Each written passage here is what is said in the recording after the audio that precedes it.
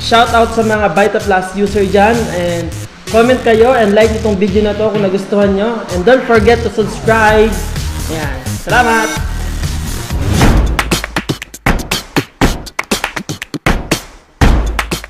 What's up mga bros? Bros, welcome back sa aking channel. Kung bago ka lang sa aking channel, please click the subscribe and bell button para bros na tayo. For today's video, gagawa tayo ng isang unboxing at kung paano magtimpla ng first Vita Plus Natural Health Drink. And shower. Thank you Vita Plus. And mga bros, let's do the unboxing. Ano lang natin?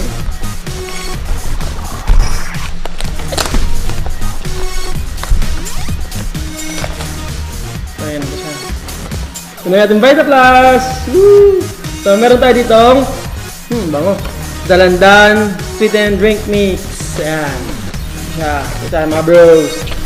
So itong isang box, meron siyang ayun, meron siyang 20 sachet. Ayan, meron siyang 20 sachet. Ayan. Ito tayo ng isa. Ayan. So ito siya mga bros. So daming laman, no? So, 20 sachet. So kuha tayo ng isa. Ayun. And mga bros, magtitimpla na tayo ng first Vita Plus juice powder dito sa ating 1 glass of water. So yan, first step natin is imimix lang natin siya. Ang mabilis, yan, mix lang, mix. And then tapos dahan-dahan lang nating ibuhos yung powder, juice powder. Dahan-dahan lang, para sa mahilig mang iwan dyan, dahan-dahan lang. Baka wala ka nang babalikan. Baka wala ka nang babalikan. Boom! So, ayan. Ayan. So, ayan. Ang nangyari dito ngayon, parang naiwan yung parang sugar dun sa pinakailalim. Ayan siya, naiwan. Naiwan yung sugar. Kung ayaw nyo nang masyadong matamis, ganun yung gawin nyo. I-mix lang tapos dahan-dahan ibuhos yung juice powder. And mga bros, natimpla na natin yung first Vita Plus juice natin. Then, try na natin ngayon.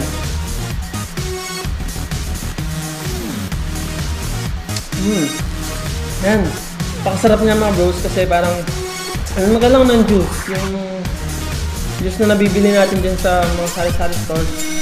Pero ito meron siyang ang kaiba lang ng mga nabubulol na naman ako. Ang kaibahan lang nitong juice drink nito sa ibang mga juice. Ito, meron siyang power herbs. 5 power herbs. Yan. So, ano nga ba yung mga 5 power herbs na yun? So, ito sila. So, meron itong dahon ng kulitis, dahon ng sili, dahon ng saluyot, talbos ng kamote, and dahon ng malunggay. So yun o, 5 power herbs yun. Napaka-proudly Pinoy ng products na to mga bros, diba? Dahil sa mga ingredients niya.